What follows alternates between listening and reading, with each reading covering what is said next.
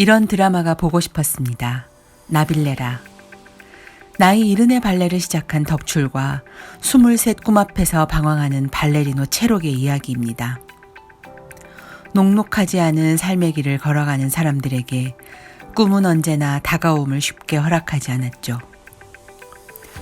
어린 시절 극장 문틈으로 보았던 비상하는 발레리노의 몸짓은 황홀했지만 발레를 향한 꿈은 덕출에겐 사치였습니다.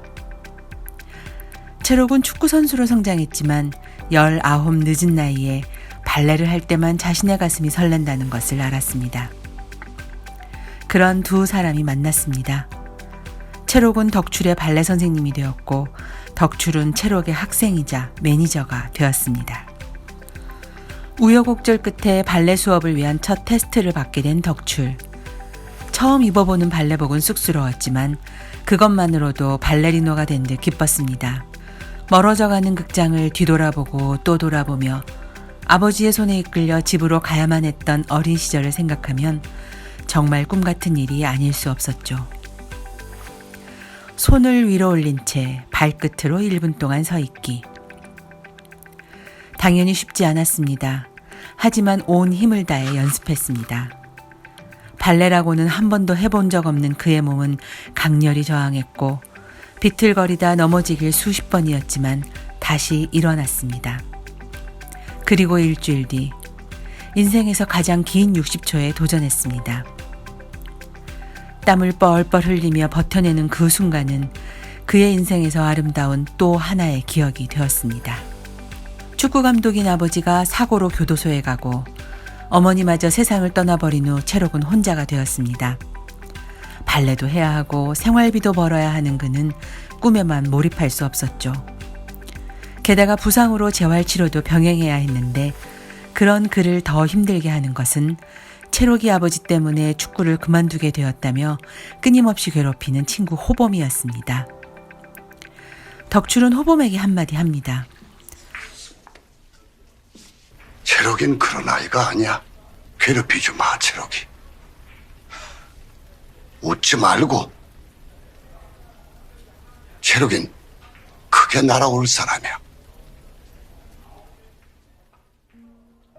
의심 하나 없이 오롯이 자신을 믿어주는 덕출의 진심에 체록의 마음은 촉촉이 젖어들었습니다.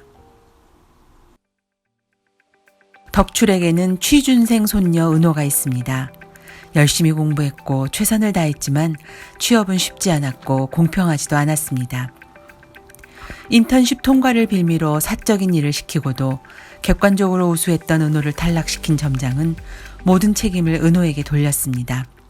자기 책상 하나 갖겠다고 막 사회에 들어선 젊은이들 이용해 먹고 전요 요즘 애들한테 해줄 말이 없어요. 미안해서요.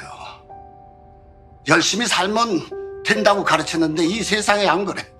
당신 같은 사람이 자리깨 차고 앉아 있으니까 응원은 못해준 당장 밥치는 말아야지. 부끄러운 줄 알아요. 덕출의 이 말은 손녀 은호를 대변하는 말이자 지금을 살고 있는 모든 젊은이들에게 전하는 기성세대들의 사과이기도 했습니다.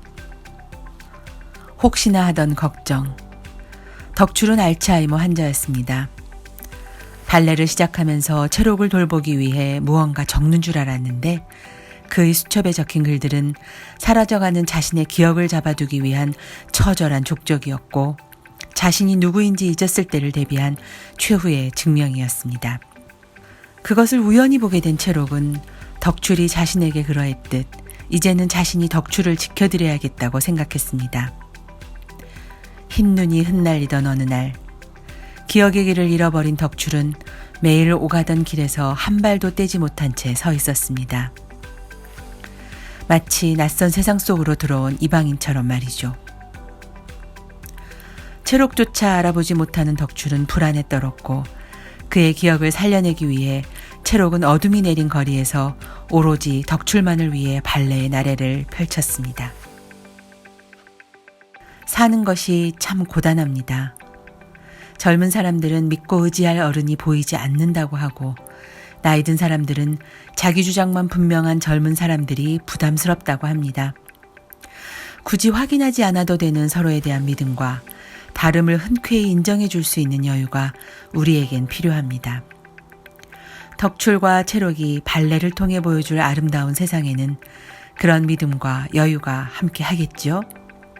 꿈을 향한 그들의 비상을 보며 저는 드라마는 이러해야지라는 생각이 들었답니다.